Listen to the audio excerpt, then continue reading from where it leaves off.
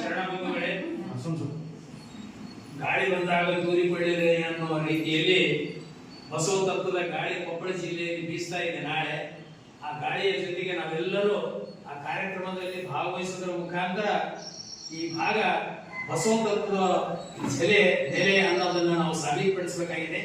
ನಡೀತಕ್ಕಂಥ 31, 32 ಜಿಲ್ಲೆಗಳಲ್ಲಿ ಕೊಪ್ಪಳ ಜಿಲ್ಲೆ ಅಭೂತಪೂರ್ವವಾಗಿ ಬಸವ ಸಂಸ್ಕೃತಿ ಅಭಿಯಾನ ಬಹಳ ಯಶಸ್ವಿ ಆಯಿತು ಎಂಬುದನ್ನ ಈ ಗಂಗಾವತಿಯಲ್ಲಿ ನಡೆದಿರ್ತಕ್ಕಂಥ ಕನ್ನಡ ಸಾಹಿತ್ಯ ಸಮ್ಮೇಳನ ಮಾದರಿಯಾಗಿದೆ. ನಾಳೆ ನಡೀತಕ್ಕಂಥ ಕೊಪ್ಪಳ ಸಾಹಿತ್ಯ ಸಮ್ಮೇಳನ, ಕೊಪ್ಪಳ ಬಸವ ಸಂಸ್ಕೃತಿ ಅಭಿಯಾನವನ್ನು ಕೂಡ ಅದೇ ರೀತಿಯಾಗಿ ಮೂಡಿ ಬರುವಲ್ಲಿ ನಮ್ಮೆಲ್ಲರ ಸಹಾಯ ಸಹಕಾರವನ್ನು ನಿರೀಕ್ಷಿಸುತ್ತಾ ಎಲ್ಲರೂ ನಾಳೆಯ ಕಾರ್ಯಕ್ರಮದಲ್ಲಿ ಬರಲಿಕ್ಕೆ ತಾವು ಮನಸ್ಸು ಮಾಡಬೇಕು. ಆ ಕಾರ್ಯಕ್ರಮದಲ್ಲಿ ಭಾಗವಹಿಸುವ ಮುಖಾಂತರ ಅದರ ಯಶಸ್ವಿ ತಾವೆಲ್ಲರೂ ಸಹ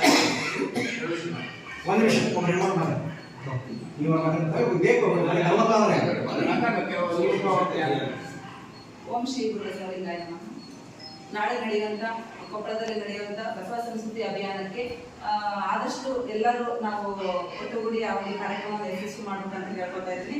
ಎಲ್ಲರೂ ಆ ಕಾರ್ಯಕ್ರಮದಲ್ಲಿ ನಾವು ನೀವು ಎಲ್ಲರೂ ಭಾಗಿಯಾಗೋಣ ಅಂತ ಎಲ್ಲರೂ ವಿನಂತಿ.